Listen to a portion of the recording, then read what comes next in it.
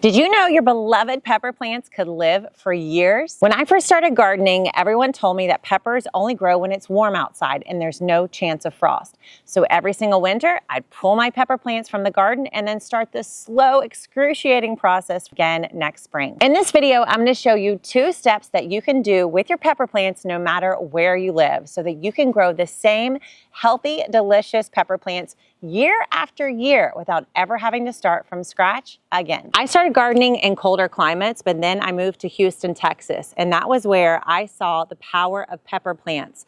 In fact, the peppers in my Houston garden, they survived for years in the garden, and that opened my eyes to the fact that peppers are a different breed of plant. So when I moved to colder climates, including Chicago, Illinois, I brought my new knowledge of the pepper plant to that town and realized I could do a lot more with my peppers than just grow them in the middle of the summer. So all that to say, if you live in a climate that doesn't get frost, then you don't even need to do a thing to your peppers.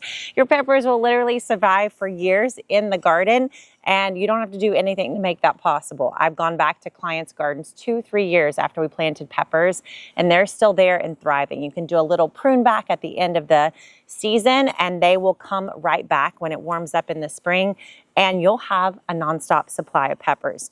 So don't do this if you live in a mild climate and you don't have any frost at all. This is absolutely not necessary. But if you do have frost, then you want to do this 2-step process. And it starts with simply just digging around the plant, around the base of the plant, and pulling it from the garden. Now, you don't want to do this too soon. You really want to look at your calendar and see when frost is coming. This is a great thing to do maybe 2 or so weeks before your first frost. If you get in a pinch like I do, you can literally do this the night before your first frost. But do not wait until frost has arrived, or it's probably going to be too late. All right, step 1 was simply removing your pepper from the garden. Easy peasy, right? And now we're just going to repot it. So all you need for this process is some pruners, a shovel, a nice container, and some great organic compost mixed with some topsoil if you've got it. So we are going to have 2 options here. The first option is if you have some way to grow plants outdoors through the winter under cover. So if you have a greenhouse or a cold frame or a low tunnel, if you have some kind of coverage where you can protect plants from frost and keep them nice and warm, then that's going to be option 1. Me personally, I don't have that. So I'm going with option 2, which is bringing these pepper plants indoors to let them go dormant, which essentially means they're going to hibernate. They're going to not be growing. They're just going to be existing in the soil over the winter time, and then they'll come back out when things warm up at the beginning of next season. So 2 options here. You can either grow these under cover outdoors, or you can grow them inside. If you choose to grow them inside, take it from me, I learned the hard way, you need to rinse the roots. Now you're going to find some gardeners that are going to say you can just up pot this, put it in a container, bring it indoors. But buyer beware, there's some stuff in here you might not want in your house. I have 3 teenage girls, and boy, are they mad at me every single time I bring bugs into the house, and they definitely let me know it. So in protection of my relationship with my 3 daughters, I am going to rinse the roots of my pepper plant. And if you've got teenagers at home, you should probably do this too. So I'm just going to simply rinse these roots completely off, making sure I've got no bugs on the plant before I bring it in to my teenage infested home. All right, so now I'm going to give these roots a little trim. I was able to get most of the soil off, but we really don't need all this root, especially for the plant for the winter, because she's not going to be making fruit for a while. So we're going to trim back these roots, make sure they fit nicely into the pot. Man, she had some nice roots, didn't she? So awesome. All right, now that we have trimmed the roots, they're ready to go back underground. Then we're going to deal with the top of the plant. So I'm using a Gardenary grow bag. These things are awesome for growing outside, but also for coming inside. You could put a tray down in front of a window. I'm going to be keeping my peppers in my garage. And so this is going to be perfect. I'm just going to literally have them lined up against the wall of the garage. So I'm making sure these roots are nice and covered with soil. I'm going to put in some nice compost, fresh, bug-free, we hope. And just making sure this plant is nice and supported on all sides. And like I said, there's 2 options here. One is you can let this plant pretty much stay the way that it is because you're going to be growing it outdoors under cover in a cold frame, in a greenhouse. If you want to sponsor me, greenhouse companies, I would love one. But until that day, Nicole doesn't have a greenhouse, so she is just going to bring this into her garage. And that means we've got a little bit more pruning to do. We love to keep you growing year round, not just with peppers, but all kinds of delicious things. In fact, my goal is to eat from the garden every single day of the year, and I want to help you do the same.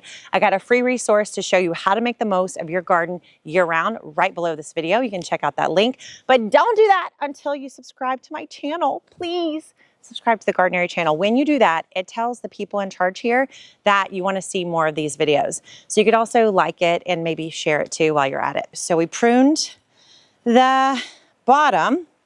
Now it's time to prune the top. This is going to feel really sad.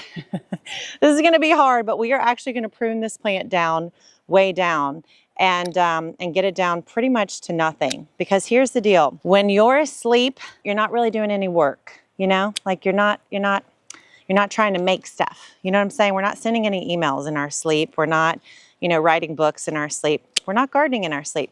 And so this plant, we want to tell it, you can go to sleep. You can take a really, really long nap, a long winter's nap. And the way we tell it to do that is by literally cutting off pretty much the entire thing, cutting all the branches off and only leaving a Y, like a Y shape, so that it's got the heart of the plant here. We're going to leave these major stems, but we're cutting everything else off. Doesn't this feel sad? It feels scary. It feels brutal. And you're probably going to think at this point that you're literally killing your plant. But guess what? It was going to die anyway. Okay? It was going to die anyway. My pepper plants that I leave out in the yard, they die anyway. So why not try this, right? Maybe you need to warm up. Maybe you do this, maybe you do it with one plant this year and test the theory, see if it works. And, you know, see if you can let it just do its thing through the winter and then come back and maybe do more next year. So I'm just cleaning and cutting, and I'm just going to leave this Y shape on the main branches. Now, a huge mistake I made when I lived in Chicago. First year I tried this, like I said, I lived in Houston, seen the power of the pepper plant, wanted to have it in Chicago. And so I actually tried to keep the plant growing and producing in my windowsill in Chicago through the winter.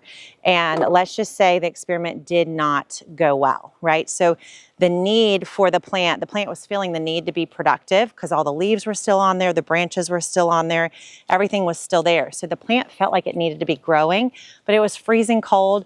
It was right near the window in Chicago, and so the plant died a very slow death. So instead of letting it just die quickly with frost, it died over months. So I learned, okay, you got to choose, right? Do you want to go indoors, let it sleep, or do you want to keep it outside and let it try to produce a little bit slowly? So for me, ever since that lesson, I have decided I don't do that anymore. I just let it go to sleep, bring it indoors, don't ask anything from it, just a total big, huge jump start on the next season. So this is it, my friend. I mean, is this impressive? Like, should I take a photo with this or what? I mean, I think everyone wants one of these for Christmas. It may not look like much now, but this is the promise of springtime peppers, not summer peppers, springtime peppers. This means I don't have to start from a tiny pepper seed in February and pray to God that I will get a pepper by August. This means that these plants will be ready to produce leaves and fruit and flowers as early as the frost is gone next year. So, are you going to try it? Got questions about how to make your peppers last for years? You got to put them in the comments. We'll do a follow-up video. We'll track the progress and show you what happens. But I want to see your peppers too. So come find us on social media, on other channels, and show us what you're doing with your peppers, if you're going to go for this challenge or not. Whenever you post, be sure to tag us at Gardenary Co. You know I will be sure to like it. Thanks so much. Love you forever. Go grow your peppers forever. It's the best thing. I'll see you next time.